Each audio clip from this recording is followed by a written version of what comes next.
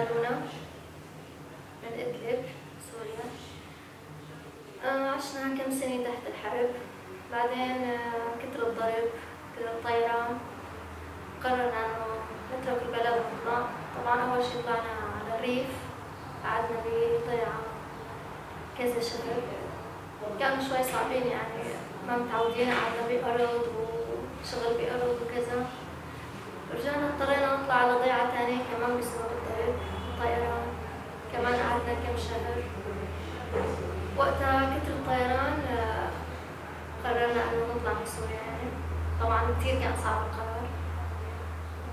طلعنا نطرنا على الحدود شي 10-12 ساعة. طبعا كانت الدنيا شتي، بس الحمد لله رب العالمين الطلعة كانت سهلة يعني. نطرنا هاي الساعات بس بعدين طلعنا بسهولة يعني. أمنوا لنا سيارات ودخلنا. أخواتي كانوا هون في 2 ناطرينا، قعدنا عندهم بالبيت. بس يعني الوضع كان صعب إنه 4 عائلات في بيت واحد. شوي يعني كم شهر كذا انتقلنا لبيت أحسن. اللي ما كان يشتغل صار يشتغل.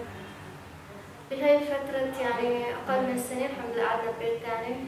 بهالفترة انضرب بيتنا بسوريا، دمر نهائيا يعني. الحمد لله، وكان عندنا دكان كمان اتدمر. الحمد لله رب العالمين كأشخاص الحمد لله ما حدا صار له شيء. يعني شوي تعذبنا بس الحمد لله رب العالمين وصلنا أخيرا مع منطقة آمنة يعني وعيشة كويسة.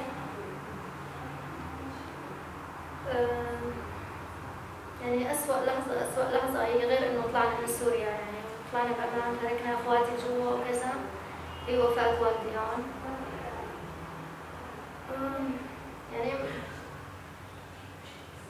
أظن إنه ما في أصعب من هيك يعني. الحمد لله رب العالمين.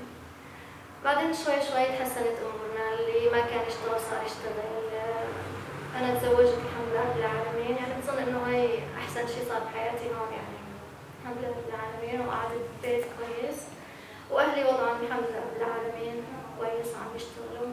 يعني هلا الغصة الوحيدة إنه نحن في قسم من أخواتي جوا سوريا، صارنا شي 6 سنين 7 سنين بس تواصل على التليفون.